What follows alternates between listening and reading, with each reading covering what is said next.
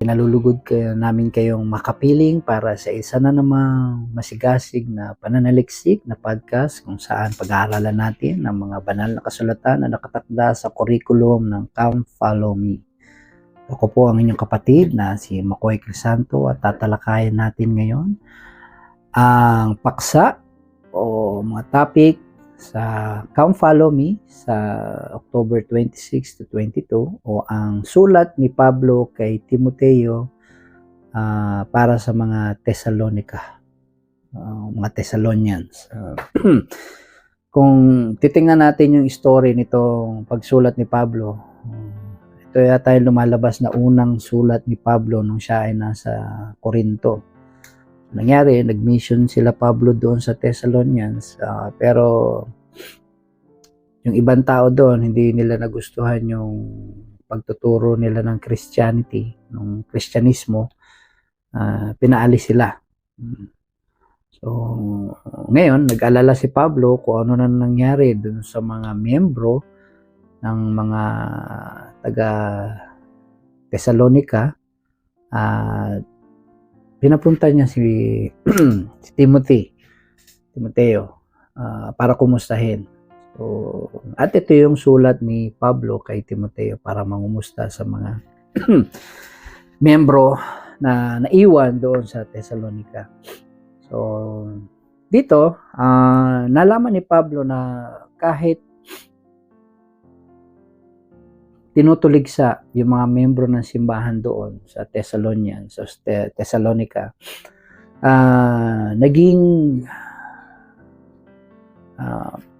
nagpatuloy silang maging aktibo sa simbahan kahit sa mga persecutions o mga na mga tinatanggap nila. Walang kaibahan sa mga nangyayari sa mga miyembro ng simbahan sa panahon natin ngayon. Na kapag bagong binyag o tinuturuan pa lang, tinutuligsa na sila. Binubuli sa salita na ginagamit natin sa ngayon. So, ang kagandahan po,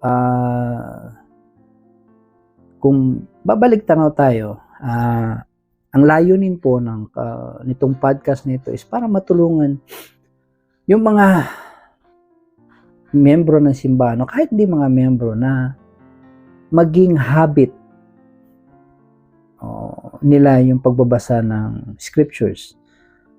Kung tutusin, ang Come Follow Me na curriculum po ngayon, ito yung pinakamagandang Sunday school student manual na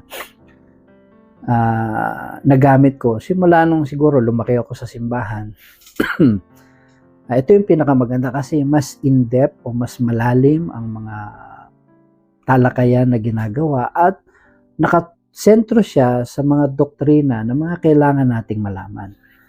Pero ang unang-una doon, kagaya nung tinalakay ko nitong nakaraang linggo, kung mapapansin nyo, meron lagi nakalagay na record your impression. So, nung nakaraang linggo, tinalakay ko kung ano yung impression. So, ngayon naman, kung titingnan natin dito, sa unang bahagi nung Come Follow Me, yung introduction niya, sabi nga, di ba?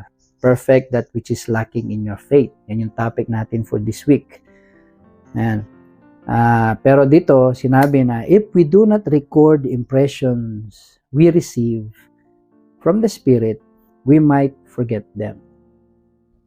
Totoo naman yun. No? Kapag hindi natin isinusulat o tinatala ang mga bagay na natatanggap nating mga impression, maaari at posible itong makalimutan natin. Kung hindi man natin makalimutan, minsan nahihirapan tayong alalahanin yung mga bagay na natanggap natin.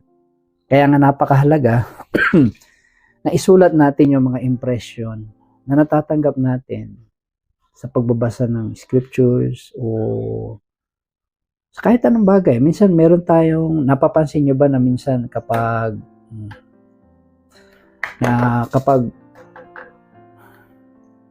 meron tayong ginagawa, meron na lang tayong matatanggap na idea. Kaya nga napakahalaga na dapat itala natin yung mga impressions na natatanggap natin. Kamakailan lamang nung naglilinis ako ng mga gamit o nag-aayos ng mga litrato nung sa mission, ito yung isa sa nakita ko. Para sa mga nakakaalala kung ano ito, ito po yung journal na nabibili noon sa distribution center kung saan pwede nating itala yung mga impressions na natatanggap natin noong nasa mission tayo or sa pang-araw-araw na gawain. Nga lang, ang nakakatuwa, yung mga ibang missionary na hindi ito nagamit sa tamang pamamaraan, na ginawang Islam book, no? Parang ganun ba na, Elder, sulat ka sa journal ko. Hi, sister, salamat, nakilala kita. Hindi po dapat ganun. Ito po ay dapat sinusulat yung mga mahalagang bagay na nangyari sa ating buhay. So noon, parang naging narrator lang ako dito kasi hindi pa ako ganun ka magsulat ng mga impressions. No, may mga naisusulat ako mga impression na natatanggap ko noon. Pero kasagaran sa mga nakasulat dito is mostly narration, no, sa mga nangyari sa buhay ko. Ganun. Kumbaga sa gold plates, ang nagawa ko is large plate. Konti yung small plates na nagawa ko. Pero mga spiritual na bagay pa rin ang mga naisusulat dito. At hindi ko paiba-iba yung sulat ko. Dito sa unang bahagi, dapat English, tapos doon sa may gitnang bahagi naging Tagalog, tapos naging English ulit, tapos naging Tagalog. Hindi ko pa malaman kung anong lingwahe ang isusulat ko. Kaya napakahalaga ng mga record making, yung pagsusulat. Kasi yung mga iba dito, hindi ko lahat yun naalala. Pero dahil isinulat ko, mabilis bumabalik sa aking alaala yung mga bagay na sinulat ko dito. Kagaya ng mga sinulat ni Pablo, di ba? Ilang mga sulat na ni Pablo yung mga natatanggap natin. Madali nating naaalala at napag-aaralan yung mga isinulat ni Pablo, mga impressions niya. Dahil ito ay nakatala. Kaya nga ini-encourage tayo o hinihikayat tayo na magsulat ng mga impressions natin, no? Siguro, halimbawa, example, September 8, 1998, 2 days bago ko nag-birthday. Noong nakaraang Sabado ay nabinyagan na din si Brother Delphine Chico. Kasama ng 2 bata, si Ethel at si Christine. Makalimutan ko yung apelyido. Pamangkin ni Andres Angan-Angan. O yan, si Andres Angan-Angan, naalala ko yun. Ward mission leader namin. Medyo connected pa kami sa Facebook nito. Naging maganda rin ang interview niya kay Elder Paking, second counselor ng Baguio Mission. Iwan ang gubat. Yun yung ipapaya ko. Gandahan yung sulat niyo. Sulat ko ito pero nahihirapan akong basahin. So naging maganda rin ang serbisyo ng pagbibinyag niya at maraming dumalo at sumaksi sa pagbibinyag niya. Isang napakagandang spiritual na karanasan para sa kanya at sa amin. Kinabukasan ng kanyang pagkabinyag ay kinumpirma na siya. Ayan. Mga ganon. Maraming mga gagandang alaala. Kadarating ko lang galing sa Baguio, dumalo ko, ito October 8 na ito, dumalo ko sa isang Zone Leader Seminar, nagkaroon ng pagbabago ngayon ang mission. Ang ilan sa mga piling district leader, blah blah blah, so mostly ninarrate ko, kaya nga sabi ko, ninarrate ko yung mga nangyayari. Pero maraming mga bagay na nakasulat na mga magagandang nangyari.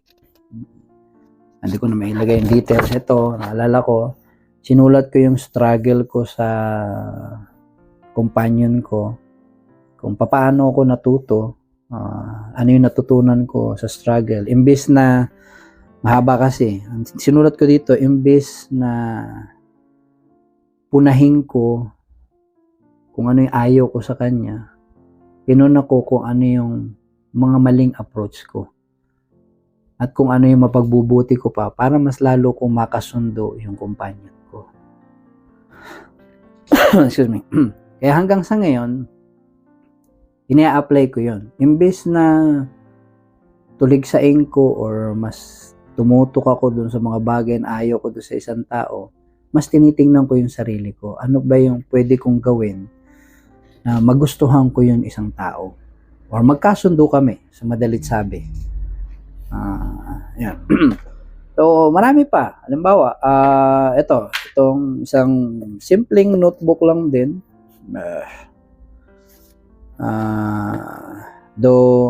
Pero ito kasi dala-dala ito namin lagi nung nasa ospital si Choy Choy. 3 buwan siya doon kasi premature siya. So, yun yung pinakamahabang 3 buwan namin sa ospital. Parang feeling ko 1 taong kami nakatira doon. Dahil 6.5 months old lang pinanganak si Choy Choy noon. Yung bunsong anak namin. At nagtataka kami bakit naranasan namin ng ganong klase ng pagsubok sa buhay. Yan nga, dito nakasulat. Kita nyo. Sinulat ko yung mga nararamdaman ko, how I feel about the Savior, na kahit marami tayong pinagdadaanan na problema sa buhay, gano'n pa mang kabigat. Kasi naakala namin noon na mawawala sa amin si Choy Choy. Kasi walang mga positibong sinasabi ang mga doktor noon eh. Puro, maghanda-handa tayo ha, kasi ang survival rate niya, mababa lang, ganyan. So, mga utok na namin noon, mga isip namin nagkaganito. Inalagaan naman namin ng husto yung pagbubuntis. Pinagplanuhan namin ng maayos. In-schedule namin kung kailan magbubuntis yan. Lumipat kami ng tirahan para mas maging komportable si Ann sa pagbubuntis niya. Pero bakit nangyari pa rin ito? No? Sa kabila ng mga paghahanda namin. Pero doon ko napagtanto na dahil doon sa hirap na dinaanan namin nung nasa ospital, marami kami natutunan doon. Mas lalo kami pinalakas. Mas lalong naging malakas yung pananampalataya namin. Kaysa magalit kami at questionin, no? Oo, kino-question namin yung mga nangyari sa amin noon. Pero, mas tumutok kami doon sa mga positibo. No? Kaya ngayon, kita nyo naman, ang bunsong anak namin, 12 years old na, napakalusog, matalino, makulit, at nakakainis na rin. Biro lang. So, ganyan po kahalaga ang pagsusulat ng mga impressions kasi matututo tayo doon. Alam ko po na tayo ay nabubuhay na sa digital age. Pero iba pa rin po yung meron tayong mga ganitong klase ng record keeping. Kasi what if dumating sa punto na maging offline, wala nang kuryente, paano natin mababasa yung mga nasa online, no? Uuso na kasi yung cloud ngayon eh. Pero ganun pa man, ako nire-recommend ako na ganito pa rin tayo. Sige, magpatuloy tayo dun sa talakayan. Medyo dive tayo ng huso doon sa record keeping. Kasi maganda man talaga na magsulat tayo. Sige. Ngayon, balik tayo dun sa sinabi ni Pablo. Sinabi ni Pablo na, ayos itong mga taga-Thessalonians kahit pinapersecute sila o tinutuligsa sila sa pagiging membro ng simbahan nila, patuloy pa rin sila. Ngayon, kung tingnan natin dito sa 1 Thessalonians, though maganda na yung nakikita ni Pablo, pero sinabi pa rin niya sa 1 Thessalonians chapter 1 verse 7, sabi niya, so that you were ensamples to all that believe in Macedonia and Achaia. Pinaalalahanan pa rin ang mga taga-Thessalonians na kayo yung nagiging example o halimbawa ng kapitbahay nyo. So tayo, bilang mga miyembro ng simbahan, tayo ba ay nagiging isang magbuting halimbawa sa kapitbahay natin? Yan yung iiwan tanong ko sa inyo. Bakit tayo nahihirapang ibahagi yung gospel minsan sa kapitbahay natin, sa kaibigan natin? Dahil ba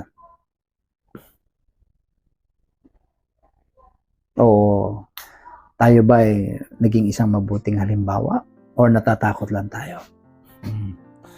Para bang minsan kasi may mga agam-agam tayo na ay, share ko to pero alam niyo ibig ko sabihin. Marami, hindi man tayo perfecto. Yun nga, nagkakaroon tayo na agam-agam o alanganin tayo magbahagi sa mga kapitbahay natin kasi nakaaway natin yung kapitbahay natin. Dahil hindi kayo magkasundo sa basura. Pero ganun pa man. Kaya ulitin ko, tao lang naman tayo. Minsan nagkakamali tayo. Pero dapat, most of the time, maraming pagkakataon, dapat nagiging isang magandang halimbawa tayo sa ating lipunan. Yun po yung tatandaan natin. Yan yung ipinaalaala ni Apostol Pablo sa mga taga-Thessalonians. At kung sinasabi niya na dapat paunlarin natin yung pagmamahala natin sa ating kapwa-tao. Ang sinabi niya dito sa 1 Thessalonians 1 Thessalonians chapter 4 verse 10. English na lang po yung binabasa kasi hirap isalin sa Tagalog. Sabi niya dito, and indeed ye do it toward all the brethren which are in all Macedonia, but we beseech you, brethren, that ye increase more and more. So kahit maganda na yung ginagawa nila, o maganda na yung ipinapakita nilang halimbawa sa mga taga-Macedonia, hinikayat pa rin ni Pablo na pagbutihin pa rin nila. Kagaya naalala ko si President Monson nung siya ay pinuno pa ng simbahan. Isa sa mga lagi niyang sinasabi is there is always room for improvement. Meron palaging puwang sa pagpapaunlad. Napakaganda. Palagi ko narinig kay President Monson nung panahon na yun. Okay. Ngayon, noong maganda na nga yung sitwasyon ng mga taga Thessalonica, pero nangyari, isa sa ipinangako kasi ng Panginoon is yung babalik nga siya. So para bang yung mga taga Thessalonians naging para bang lax, hintayin na lang natin yung pagbalik ni Jesus Christ. Kaya sasabihin, pagbutihin nyo pa. Para bang, okay, binyag na kami. Hintayin na lang namin bumalik si Jesus Christ. So, hindi ganun yun. Parang hindi nila masyadong naunawaan. Kumbaga, nakatutok masyado yung mga tao, hindi lang noon, saka ngayon, sa mga signs of the second coming. Pero nakakalimutan nila yung tamang pamamaraan ng paghahanda sa pagdating ni Kristo. Kaya nga maraming nalilinlang ng mga bulaang propeta kasi nga nakatutok sila masyado doon sa mga pangitain, mga signs of second coming. Yung lumindol lang, kung malapit na talaga ang naggera na sa naggera na ang Palestine at ang Israel. Dadating na talaga si Jesus Christ. Matagal naman talaga nating alam na darating, malapit na ang pagdating ni Jesus Christ. Yes, these are signs ng second coming ni Jesus Christ, pero hindi iyon ang dapat nating bantayan. Ang bantayan natin is yung sarili natin. No?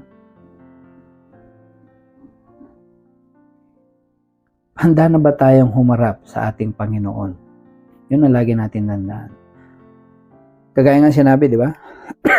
Ang sinabi ni Pablo ay, kahit anong paghihintay ang gawin niyo, hindi niyo malalaman kung kailan talaga darating. Alam natin na malapit na. 2,000 years ago, sinabi di ba na malapit na yung pagdating ni Jesus Christ. Pero ngayon, so, ang doon is, hindi natin alam kailan tayo mamatay. That will be our second coming. Or that will be the second coming para sa atin. Yung kamatayan natin. Ngayon, kung mamatay ka kinabukasan, handa ka na ba? Parang ganun kasi nangyayari. Para bang naghihintay muna sila ng signs bago sila kumilos. So, medyo nagiging mali or hindi maayos yung paghahanda na ginagawa ng mga miyembro ng simbahan. Kaya nga 'di ba sinabi ni Pablo, huwag kayong masyadong malito o mag-alala kasi hindi darating yung muling pagbabalik ni Kristo kung walang pagtalikod na nangyari. O sa salitang English, apostasy. Yun yung ipinaalala niya sa kanila na mangyayari muna ang apostasy, no? Bago ang pagbalik ni Jesus Christ. No? Doon yung sinabi sa 2 Thessalonians chapter 2, sa verse 3. Sinabi niya dito, let no man deceive you by any means, for that day shall not come except there come a falling away first, and that man of sin be revealed, the son of perdition. So, yun yung ipinaalala niya dun sa mga Thessalonians na okay, magpalin lang dun sa mga ibang tao o huwag kayong malito. Ngayon, at makikita naman natin na base sa history o sa kasaysayan, nagkaroon talaga ng pagtalikod. Namatay ang mga apostoles ni Kristo, mga disipulo niya, walang nagpatuloy na mamuno sa simbahan niya noon. Sino yung nagpatuloy sa simbahan niya? Mga pagano. No? Si Alexander the Great, mga ganon. So kung merong isang magandang libro, yung The Great Apostasy, kung mababasa niyo doon, nakalagay doon yung detalyeng mga pangyayari kung paano nangyari ang pagtalikod o ang apostasy. Napakagandang libro. Sinasuggest ko na hanapin nyo at basahin nyo.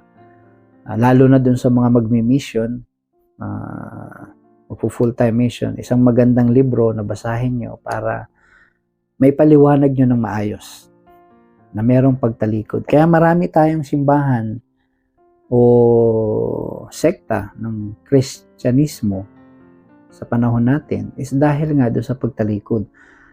Walang naging gabay ang mga Kristiyano nung panahon na yon dahil pinagpapatay nila ang mga pinuno ng simbahan, ang mga apostoles ni Kristo, mga disipulo niya. Kaya kanya-kanya sila nagkaroon ng interpretasyon sa mga nababasa nila. Walang naging gabay. Noon pa man, iisa na yung pattern na ginagamit ni Jesus Christ o ni Heavenly Father sa pamumuno sa mga tao. At yun meron siyang tinatawag na propeta at yung propeta ang nagiging mouthpiece, tagapagsalita niya sa mga tao. Siya din yung nag-iinterpreta sa mga sinasabi o mga nababasa natin sa mga banal na kasulatan. Kaya nga, let no man deceive you. No? Kamakailan lamang lumabas sa balita yung isang grupo o isang sekta na pumunta dun sa bundok kasi sinabi nung pinuno nila na malapit na magunaw ang mundo. Excuse me. At kailangan na nilang lumipat dun sa bundok para pamuhay na mapayapa. So mga tagapagsunod niya, iniwan. Wala mang masama doon. Pero yun nga, naging tumutok sila dun sa mga signs. At hindi doon sa paghahanda sa sarili nila. Pang spiritual na paghahanda. Ayan, yun yung ibig ko sabihin. Na dapat, yan yung paghandaan natin.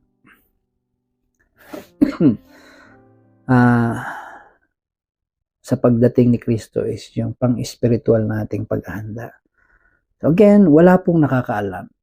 Di ba? Alam ba natin kung kailan tayo nanakawan? Hindi. Kaya nga sinabi, it will come like a thief in the night. Darating si Jesus Christ na para bang isang magnanakaw sa gabi. And then, pinalabag din pinagaan yung pakiramdam ng mga Thessalonians ni Pablo. Sinabi niya dun sa, ito pa isang magandang sinabi niya dun sa 2 Thessalonians chapter 3 verse 13. But ye, brethren, be not weary in well-doing. So, huwag tayong mapagod sa mga magagandang bagay na ginagawa natin. Minsan, lalo na kapag nagserve tayo sa simbahan, ano pa man yung calling nyo, minsan talagang nakakapagod, lalo na kapag wala tayong nakikitang pag-unlad sa mga tinutulungan natin. Parang, ba ito? Grabe ganun. Pero, huwag tayong mapagod. Be not weary in well-doing.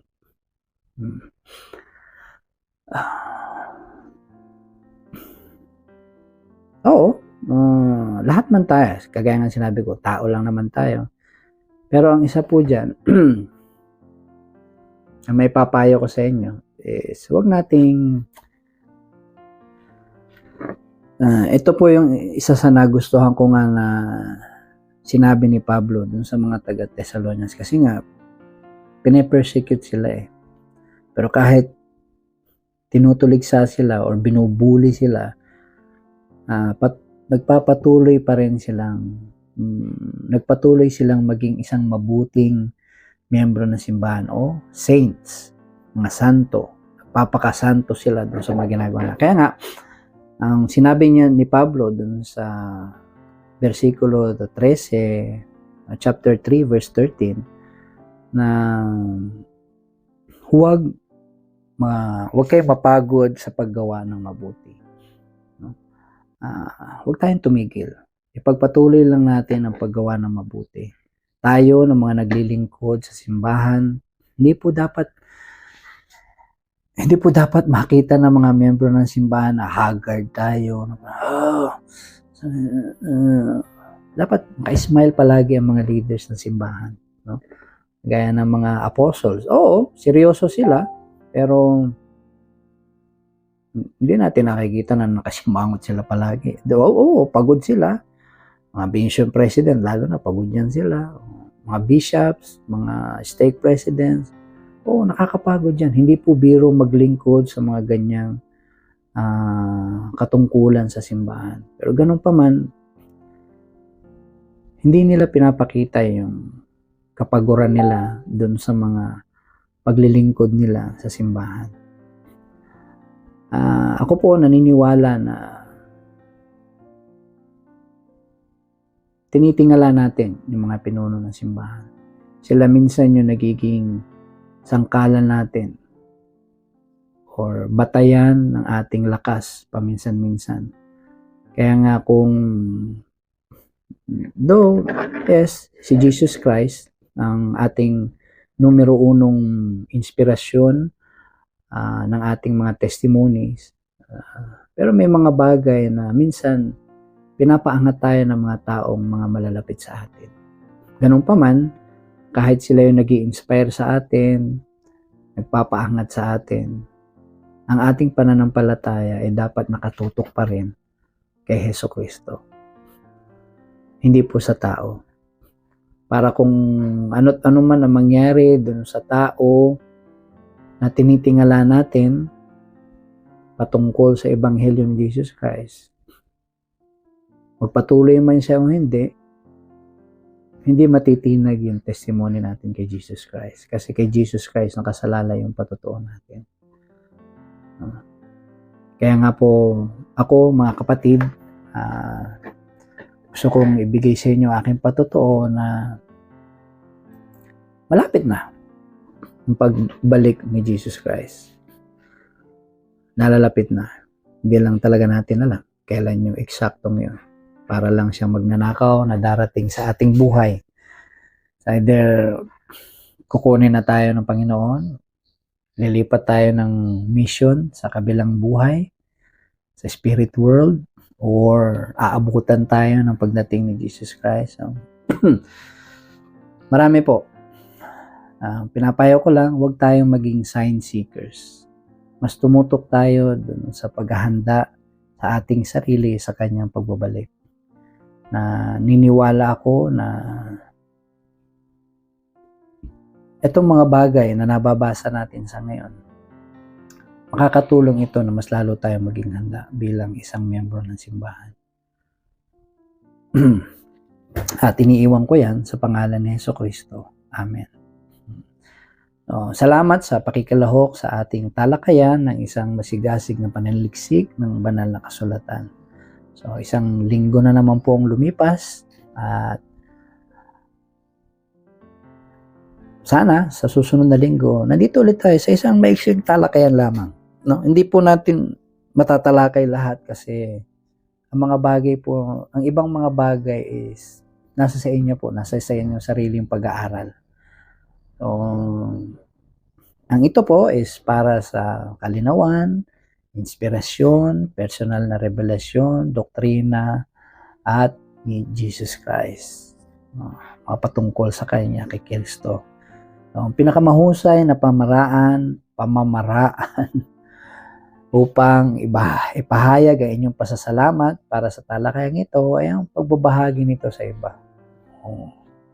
Sabi nga nung mga vloggers, like, share,